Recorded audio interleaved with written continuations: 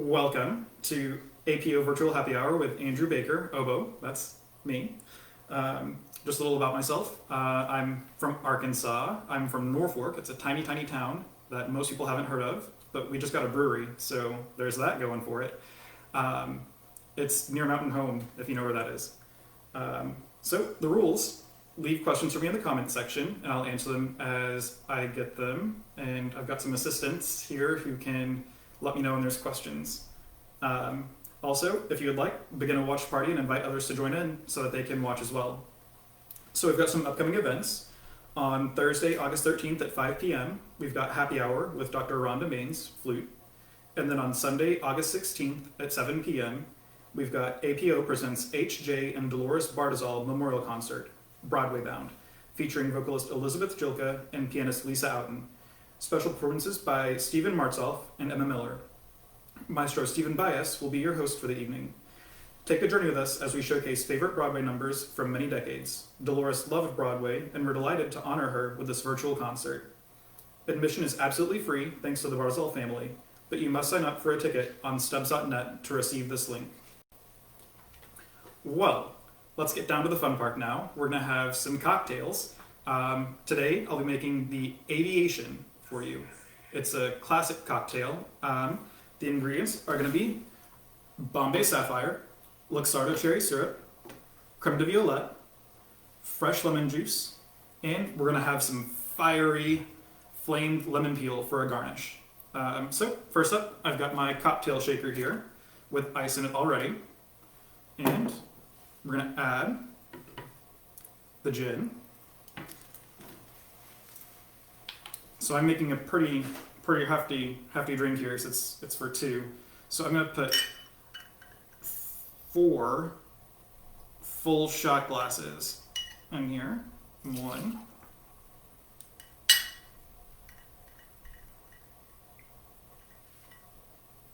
2,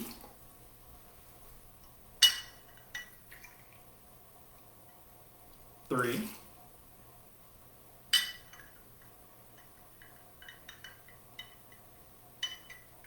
4,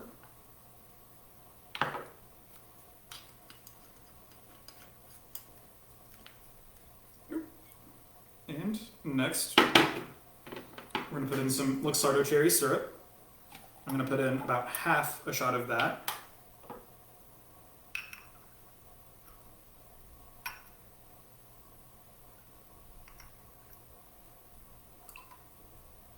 It's nice and sweet and syrupy.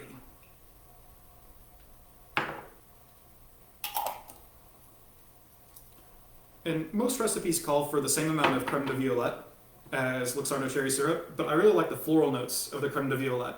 So I like to put a little bit more, maybe closer to a full shot of it. It'll also make it a little stronger, right?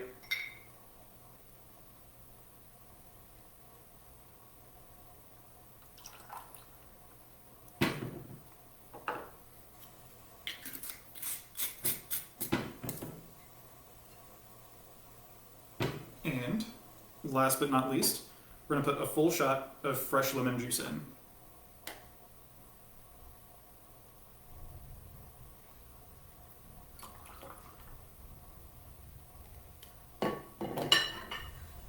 Now we're going to put the lid on the cocktail shaker tightly. This drink is going to be dark purple, so you don't want to get dark purple everywhere, right? All right, we're going to shake it.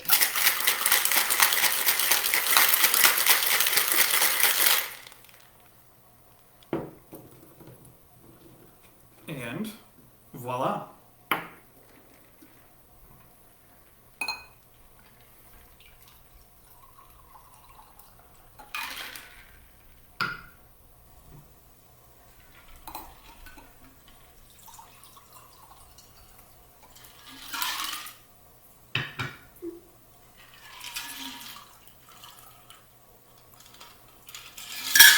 So you might be wondering why we're using highballs instead of martini glasses, and that's because martini glasses are really easy to spill, and this drink is purple, and I don't want purple on my carpet, or on my rug, rather.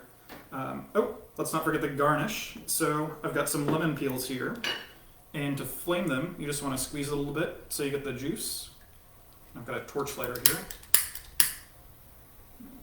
Oop, there it goes. And now we'll just rub that on the rim of the glass. And top it in. And one more.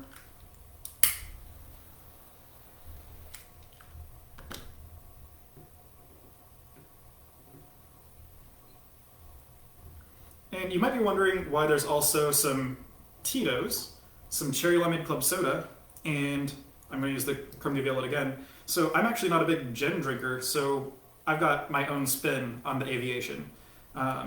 So for me, I'm going to make it with Tito's. A very generous pour. I think it's well deserved after the technical difficulties. That's good.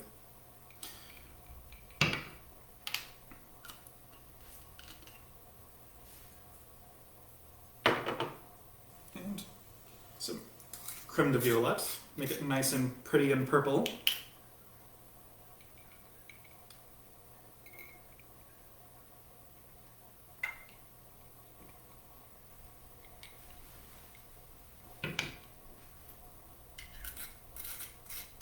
And then I'm going to top it off with this cherry limeade sparkling water that you can get from Sam's Club. It's, I guess, yeah, it's Members Mark brand. So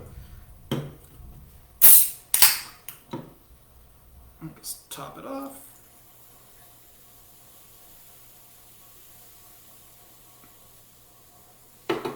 And for those of you still in the live feed and the comments, let's give a huge shout out and a thanks for Brantley and Brock for helping out. Their rewards are right here. Cheers. Cheers. And cheers.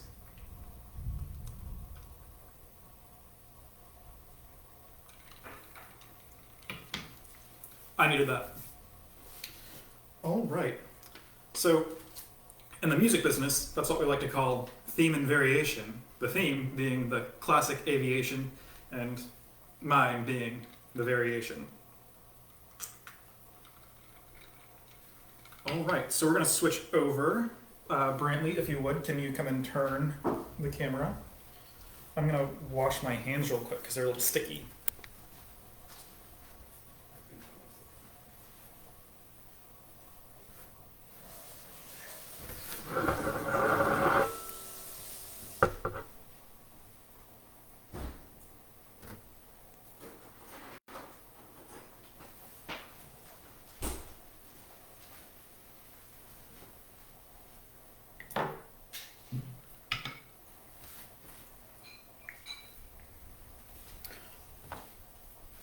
All right, so it's a little dark. Let's see if we can. That's better. All right, so we're going to talk about music a little bit. So two of my favorite composers use folk songs in their famous works. The first composer is Aaron Copland. He's an American composer who wrote the ballet Appalachian Spring in 1944. In this ballet, he used Simple Gifts. It's a shaker melody written and composed in Maine in 1848, almost 100 years before he used it in his ballet. Fun side note, an excerpt from Appalachian Spring was used as the intro music for CBS Reports from 1959 through at least 1994. That show ended in the 90s, but then came back in, I think, 2007 and again in 2019 or something. But to find the exact date of 1994, I used the ever-popular search tool, YouTube. I searched probably, I don't know, at least 15 different years from 1985 to 2000, and the latest one I could find was 1994, so at least 1994. Well, let's see if you recognize this folk song.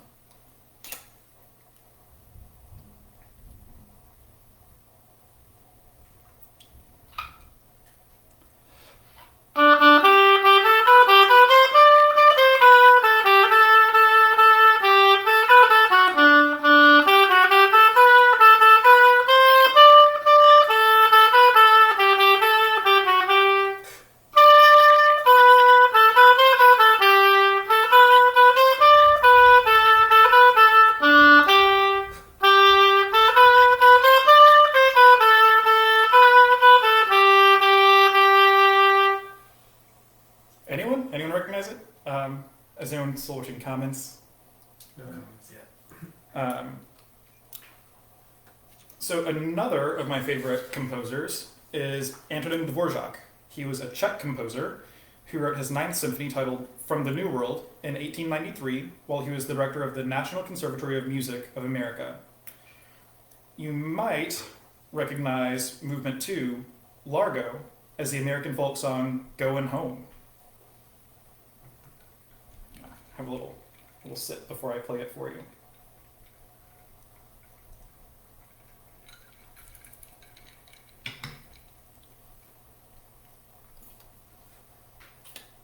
Skylar recognized it. Oh, good. Hooray, Skylar recognized it. Yay. All right. So this is an excerpt from Movement 2, Largo, from Dvorak's New World Symphony.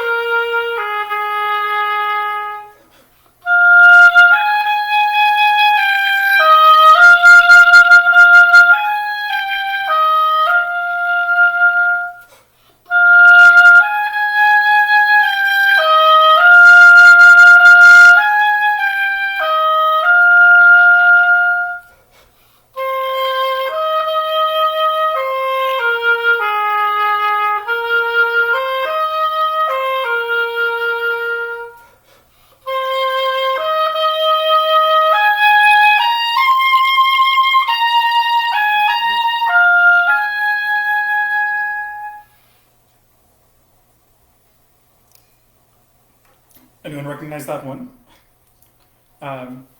So the fun thing about this one is that it's often mistaken that Dvorak heard the folk song and then incorporated it in the symphony. Well, it turns out that Symphony Number 9 from the New World was written in 1893, while the folk song Goin' Home was written in 1922 by William Arms Fisher, who was a pupil of Dvorak. So in this case, Largo from the New World Symphony was transformed from the concert hall to the hymn book. Now, I'm not a musicologist. I, full disclosure, got this information from NPR, of all places, which was great. A wise woman once said, "Don't yell at me, I don't know your state bird." So, for that, well...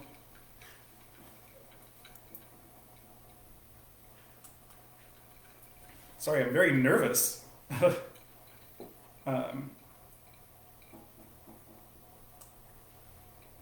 we have any questions? Comments? May says she sang along to Simple Gifts. Aw, thank you. I'm glad to hear that. All right, so we're going to move on to the next portion. So I'm going to be playing some music for you. So I'm going to be playing some excerpts from Legacy, Concerto for Oboe, by Spanish composer Oscar Navarro. It might sound a little strange because, you know, there would normally be an entire symphony orchestra playing along with me. So what I really like about this piece is that it's kind of his way of reflecting on the passage of time in Spain. So there's a lot of clock thematic material in there, which you won't hear because it's not really in the oboe part, it's in the accompaniment. But what you will hear is definitely the Spanish influence and also the Gypsy influence because of, you know, the Moorish people in Spain. So yeah, I'll just play a little bit, and then if anyone has any questions, I'll take questions, and then I'll play a little more.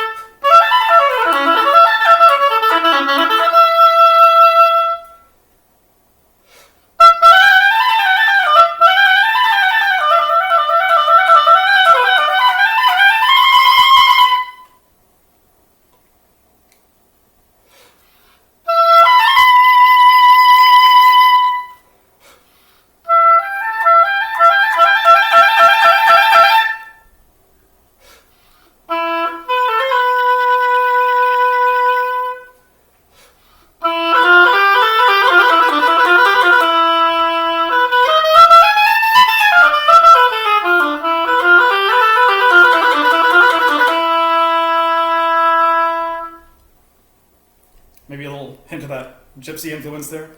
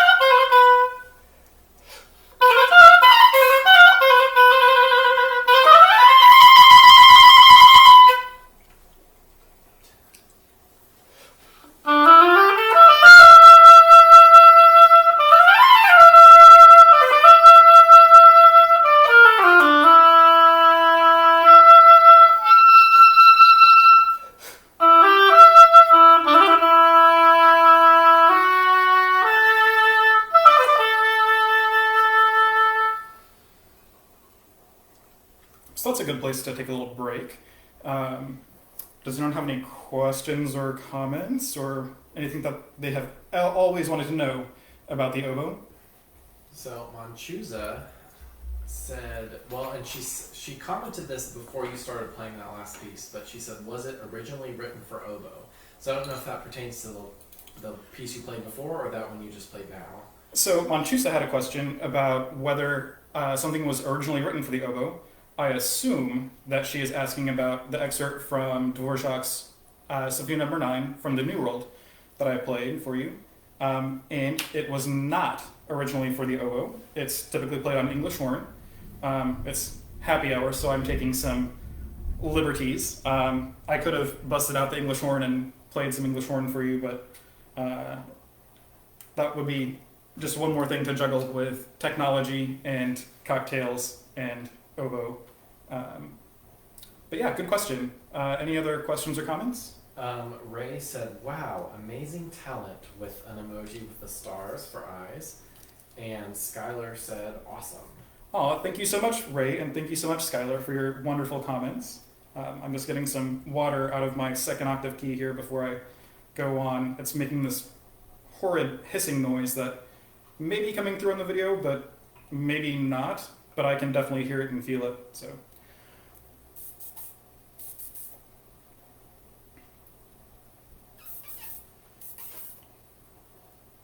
Can you explain how what you're doing gets the water out? Oh, sure. So Brantley said, can you explain how what I'm doing gets the water out? So what I'm doing is I've got my top joint of the oboe taken off, and I'm using my left hand here to seal all the holes in it, and I'm using my right index finger to seal the bottom, and then I'm placing some cigarette paper here, which is pretty absorbent. I'm placing it under the key that has water, and then I'm blowing into it, and then raising the key so that the air is coming out of that hole and pushing all the water that's stuck in it out. So, and it looks like it's pretty dry now, so I think... We have a question in the comments. Oh, we have another question. Well, actually, now we have two. Skylar says, "Why did you pick oboe?" Skylar asked why I picked oboe. So that's a really funny story, actually. So I was in 8th grade, and Mountain Home, not nearly big enough to really have a community orchestra, has a community orchestra. And my music teacher from when I was in elementary school was the conductor of it at that time, Michael Cole. He was the band director at Salem, and I think he still is at Salem. But he approached me, and at that point I played saxophone, and he invited me to come and play with the community orchestra. Well, the saxophone is not really an orchestral instrument. So I was looking into oboe or bassoon, and I actually chose the oboe because the bassoon is pretty big, and I honestly didn't see myself carrying it around. So, yeah, good question. We had one other question. Actually, it was just a comment. Tina said that the hissing was probably from the purple stuff. Oh, yes. Tina, that is quite likely that the hissing is coming from the purple stuff. I should probably be brushing my teeth and at least rinsing my mouth between drinking and playing, but it's fine. It's happy hour. It's happy hour, yeah.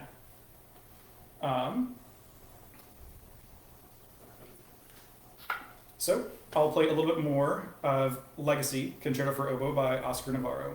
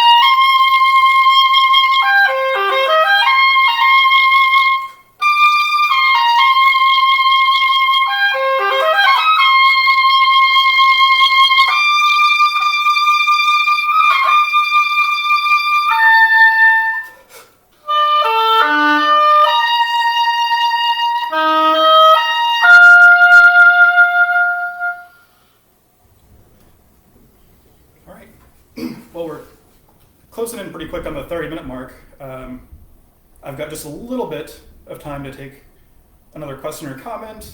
There is one more question. Manchusa asks, how has the weather today affected your read? All right, Very Manchusa. Very Manchusa question. Manchusa just asked, how has the weather today affected my read? Well, let me tell you. When I started this, it was sunny, but humid.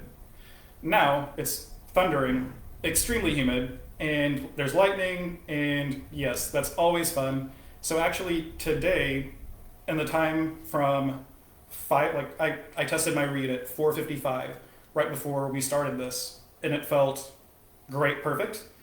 From that time until around when I started playing, 5:15, 5:20, something like that, the read felt completely closed down and just like a total different read. But it's fine. That's, we're used to that. Do you have any other questions or comments? Not since Manchusa's. Well, I would like to thank Brantley Houston and Brock Gossett for helping me out here. They're in my COVID-19 bubble. And thank you for tuning in to Virtual Happy Hour with myself, Andrew Baker, and the Arkansas Philharmonic Orchestra. Thank you so much, Jason Miller, for inviting me to host this event, and I will see you next time. So,